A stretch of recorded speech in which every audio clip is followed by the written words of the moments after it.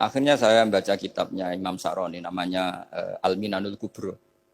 Itu beliau cerita wa mimma manallahu alaihi. Kesannya kayak orang sombong. Tapi sebetulnya yang sopan itu yang sombong karena Imam Sa'roni kan bilang, kamu harus memaklumatkan diri kalau antum minal ulama il amilin. Kamu termasuk ulama yang amilin. Terus ditanya sama orang-orang, bagaimana kalau nyatanya ndak? Kamu tadi subuh sholat, iya saya sholat. Kamu tadi zuhur sholat, iya saya sholat. Kenapa ketika kamu maksiat ingat terus, ketika kamu taat tidak ingat? Berarti kamu anggap Allah itu menyesatkan kamu tok, tapi tidak pernah ngasih hidayah sama kamu.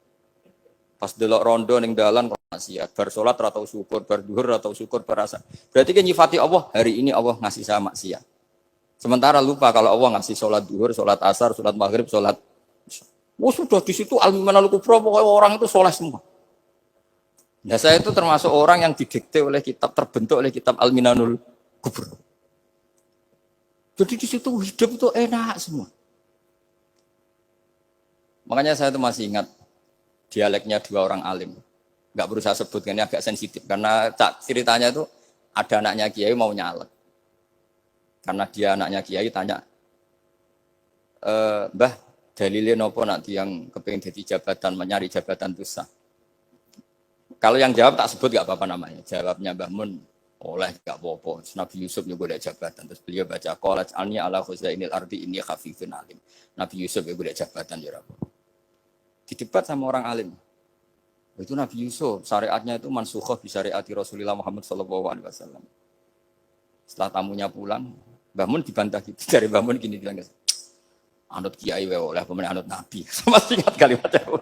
Anut kiai wae oleh pemenang anut. Artinya Nabi Yusuf kan minta jabatan ij'alni ala khuzainil. Jadi akhirnya semenjak itu fikih-fikih ilmu tadi saya ulang lagi. Akhirnya saya cari, termasuk saya disuruh bangun. Saya golekno dalile nak wong soleh kok oleh jabat. Batinku, wong dalil kok diorder saya ya sempat.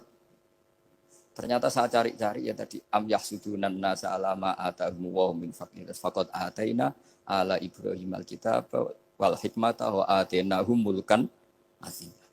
Keluarga Nabi Ibrahim di antara sifat yang disebutkan Allah adalah dikasih mulkan azim. Sebab itu akhirnya kiai-kiai Indonesia itu mazhabnya Syafi'iyah semua. Politik ya kerso, jabat ya kerso, proposal ya kerso. Saya ini, maksud saya ini yang menyelamatkan ilmu. Kalau orang khusyuk pasti gedeng. Kiai kok gelem proposal, kiai kok para pejabat. Tapi orang ilmu setuju. Nah saya nggak tahu setujunya itu bawaan ilmu apa bawaan nafsu tadi itu yang mulai saya data. Nah kalau saya kan bawaan ilmu, saya baca. Itu bedanya saya dengan Mas Nadif, jadi bawaan baca. Karena kemarin saya dibully habis-habisan di Kudus. Saya tidak punya kesempatan bicara di menantunya Neng Mu'ah ya. Wah ini kurang ajar betul orang ini kata saya. Tapi saya nyari sisi positifnya. Kalau saya dibully kan saya madlum. Orang madlum gampang jadi wali. Yang dia bully berarti zalim ya sudah berarti wali saya. Gitu.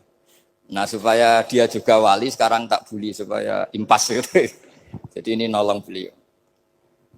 Jadi saya 22 hari itu kalau habis subuh ke rumah sakit, tapi kalau asar pulang ngajar. Ya begitu terus. Karena mbah-mbah saya itu sukanya ilmu Masya Allah. Karena ilmu itu penting. Apapun pakemnya para wali itu kalau diingatkan secara ilmu itu terus kayak runtuh. Saya berkali-kali mencontohkan. Dan itu valid, data itu valid. Sufyan bin Uyainah itu orangnya khusyuknya Masya Allah. Gurunya Imam Syafi'i, gurunya Imam Malik. Itu beliau menceritakan dalam kitab Khilyatul Auliya. Nabi Isa itu senengannya itu ceria sekali.